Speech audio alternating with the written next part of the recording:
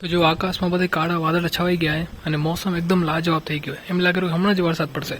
તો વાગેરા પછાડના 5 અને આજના બ્લોગની શરૂઆત થોડીક મોડી થાય અને રાઘવીભાઈ હજી આપણા સુતા અને આજે જે બપોરના મેં વિડીયો એડિટ કર્યો તો 11:15 વાગી ગયા, મતલબ 12 વાગે અપલોડ કરું અને 11:15 વાગ્યા સુધી તો મેં કાલે એડિટિંગ જ કરી, કેમ કે આજના જે રીલ્સ મેં અપલોડ કરી ઇન્સ્ટાગ્રામ ઉપર એની ઉપર થોડાક મેં ટ્રાન્ઝિશન્સ વધારે વાપર્યા, થોડાક ઇફેક્ટ્સ મેં વધારે વાપરવાની ટ્રાય કરી, મેં જોઉં કે કેવું લાગેલું. એટલા માટે આજે બહુ લેટ થઈ ગયું હતું એટલે સવારનો બ્લોગ બન્યો નહીં ને હવે શરૂઆત કરવાનો બ્લોગિંગની. બપોરમાં બહુ બધી ગરમી હોય અને આજે તમે જોયું આકાશમાં એટલે આજે ભગવાન મહેરબાન અગર વરસાદ થઈ જાય તો સારી વાત છે. બાકી મારા માએ હમણાં જ ઉઠીને બહાર બેઠા હે.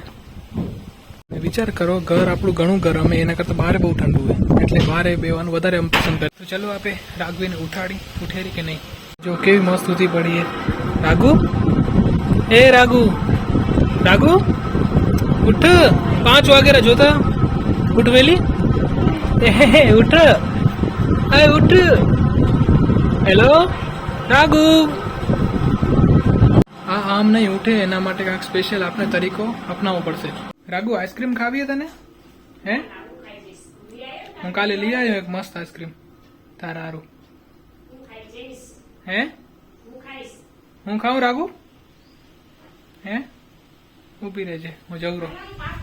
હાલો હાલો જલ્દી જલ્દી, હાલો હાલો. આયરી આઈસ્ક્રીમ રાઘુ ખાઈ જાઉં?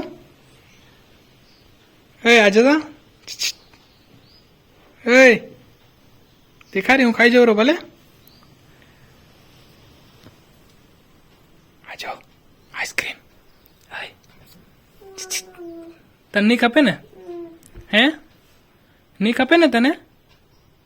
ભલે હું ખાઈ જાઉં ભલે. લે આવડી મોંઘી આઈસ્ક્રીમ જોતા, આ જોતા તો હું ખાઈ જાઉં રો ભલે ભલે. મને પછી કહેજે નહીં, એક જ આવે માર્કને. રાઘવી આઈસ્ક્રીમ નહીં ખાય તો આ આઈસ્ક્રીમ મને જ ખાવી પડશે. ચલો ખાઈ જાય.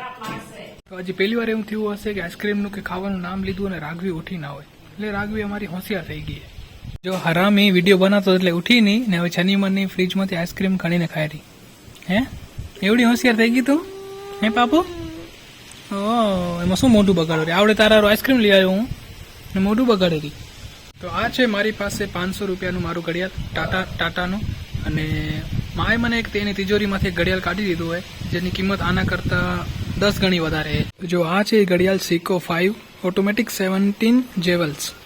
આના બારામાં મેં વિગત કાઢી ઓનલાઈન તો મને ખબર પડી કે આ ઘડિયાળ કેટલું ઇમ્પોર્ટન્ટ છે. આ ઘડિયાળ મસ્કતનું છે. આની અંદર તમે લેંગ્વેજ જોશો તો અરબી ભાષામાં લખેલું બી છે. ડેટ જે છે એ અરબી ભાષામાં લખેલી છે, મતલબ ડેટની બાજુમાં કંઈક તો છે એ લખેલું હોય. અને આ ઘડિયાળ મારા દાદાનું હોય.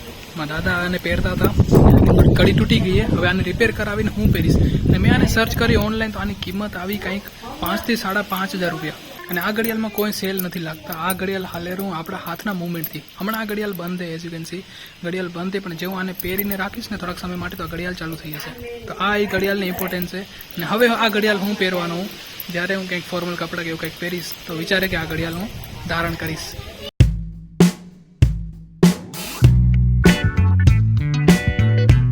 મારા દાદીમાનો ખૂબ ખૂબ આભાર કે અમારું આવું કિંમતી ઘડિયાળ સાચવી રાખ્યું હોય. Thank you. આ જો ઘડિયાળની જરાક મુવમેન્ટ શું થઈ, ઘડિયાળ ચાલુ થઈ ગયું હે ને. કેટલા વર્ષો સુધી આ ઘડિયાળ બંધ પડ્યું હતું અને હવે આ ચાલુ થઈ ગયું. જો આને કહેવાય સેકો કંપનીનું ઘડિયાળ. અને આ છે મેડ ઇન જાપાન.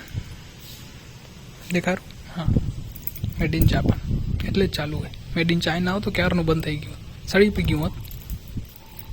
આકાશમાં હવે ગાજવીજ શરૂ થઈ ગઈ અને આપણા ઘરમાં લાઇટ હાલી ગઈ છે. મતલબ એને ખબર પડી ગઈ હશે લાઇટવાળાને કે આકાશમાં વાદળા થઈ ગયા એટલે હવે કનેક્શન કાપી નાખો, એટલે લાઇટ હાલી ગઈ હોય. હવે આજ રાતે લાઇટ આવશે કે નહીં એ બી ખબર નહીં. જો વરસાદ પડશે તો લાઇટ નહીં હોય, નહીં તો પછી લાઇટ હશે. હે ને રાઘુ? આ જો સ્ટેશનનો માહોલ જો અમારો, આકાશમાં એકદમ કાળા કાળા વાદળા છવાઈ ગયા હોય ને વરસાદ ચાલુ થઈ ગયો, મતલબ ઝીણા ઝીણા છાંટા પડેલા, એકદમ ખૂબસૂરત. ભાઈ સાહેબ વરસાદનું આગમન થઈ ગયું હોય, જો એકદમ જાડા જાડા છાંટા પડેલા.